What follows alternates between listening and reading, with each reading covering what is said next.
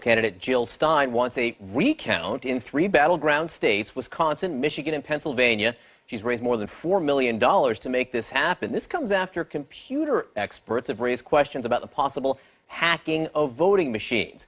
Dr. Jill Stein joins us this morning to talk about this all. Dr. Stein, thanks so much for being with us. Do you think this election was stolen? We don't know, and I think the forensic computer experts have raised serious questions. What we do know is that this was a hack-riddled election. We saw hacks into voter databases, into party databases, into individual email accounts. We know that there were attempts made broadly on state voter databases. And we know that we have an election system that relies on computerized electronic equipment, which is wide open to hacks, which has very primitive security from, in many cases, a decade ago or more, and staff that's really not trained in security. So it's extremely vulnerable.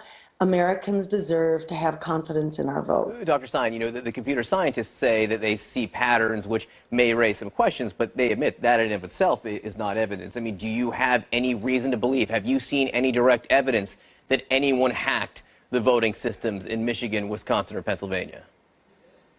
No, and the computer experts are very frank about this. We do not have a smoking gun. On the other hand, we have a system which invites hacking, tampering, and malfeasance.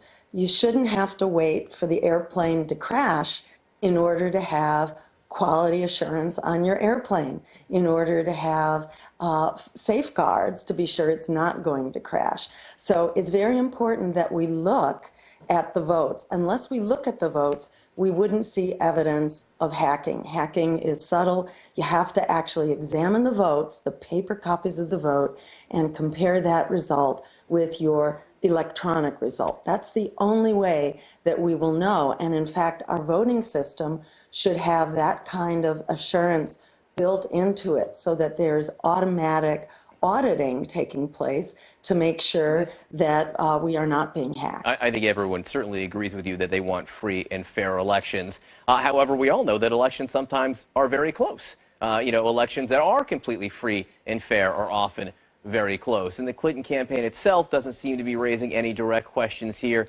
But there are people wondering if you, and you're admittedly on the left side of this debate, if you would be doing this had Hillary Clinton won this election. There's no question I would, and I was asked repeatedly throughout the election that if there are concerns raised about the validity of the vote or its vulnerability, or there are questions raised about there having been tampering with the vote, would I challenge? And I was very clear that it didn't matter who the winner was going to be. This is something I would do, and it's actually something that the Green Party has done back in 2004 when there was very But that too, clear in evidence. 2004, though, the reason people wonder is because in 2004 there was a Republican victory there as well. So now people wonder, are you trying to block Donald Trump from being president?